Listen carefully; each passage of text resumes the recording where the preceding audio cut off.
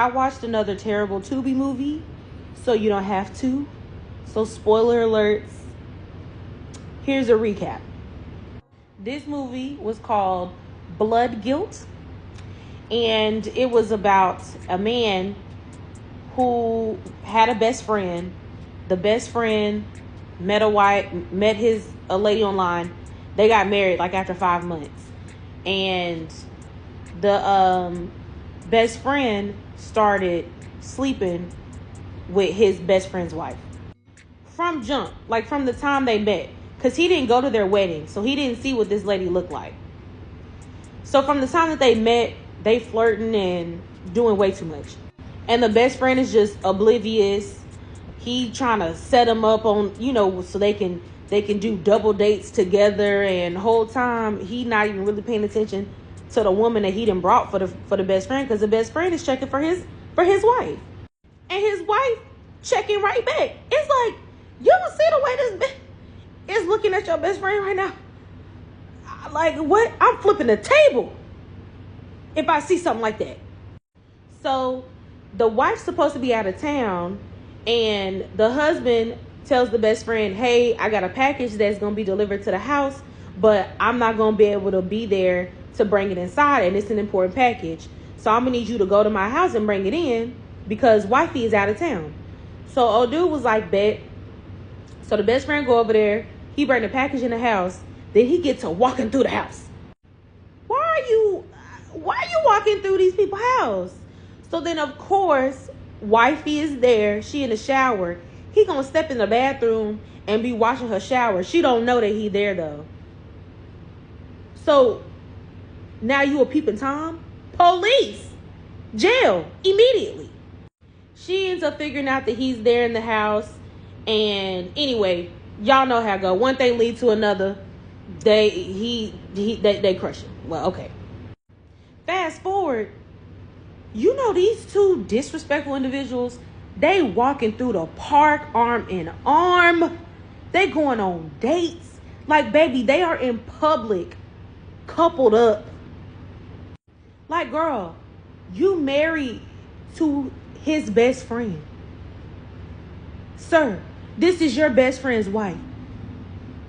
What y'all got going on? Now, other people be peeping how the wife and the best friend, how they be moving around one another. And they tried to let the husband know, hey, you need to watch your homeboy. And hey, man, don't be disrespectful, man. That's my friend. That's my best friend. I know him like the back of my hand. Just, he real green. It's irritating how green he is. Then there's this one random character that he's in the movie kind of periodically. He has a gambling problem. So he like meets up with the best friend, the one who's sleeping with the wife. And because he needs some money, because he didn't gamble his money away, he need money to pay bills. So he gave him the money, and then that's like the end of that interaction. So then we see that same guy again later on, and he arguing with his baby mama. His baby mama is tired of him gambling, and they just have a horrible relationship. Boom. Fast forward to way, way later on in the movie, and the best friend is talking to the wife and is like, I love you. I really want to be together. I hate that you always have to leave me. And she's like, well, hubby is getting suspicious, and, I don't know how many more lies I can come up with to tell him where I'm going and who I'm going to be with. So she was like, we have to do something. And so the best friend is like, okay, bet. So he meets up with the gambling dude, and is like, hey, you said you owe me. And the dude was like, yeah, I owe you. And so he was like, well, I need you to kill somebody. And he gave him an envelope, and he was like, in this envelope, it's directions and it's money. And if you follow those directions, you won't get caught. And the dude is like, no, I can't do this. I can't do it. And the guy was like, you owe me. And so he was like, I bet. During this time, we find out that old girl is pregnant. And so that's why he really like amped up on like, well, okay, we gotta get your husband packed up. So the gambler dude catches old boy lacking and knocks him off in a elevator. It was sad too. Like, he had slides on and no socks, and you just got took out like that. Like, when the police find you, your toes gonna be out. That's tough.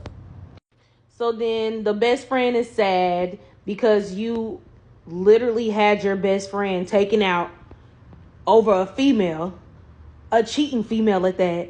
So he crying, he sad, he praying to God, oh, please forgive me. And here's the kicker. Here's why this movie pissed me off so bad. Besides the fact that it was so cheaply shot, they kept playing the same song over all the B-roll scenes. And sometimes they would end up playing two songs at the same time.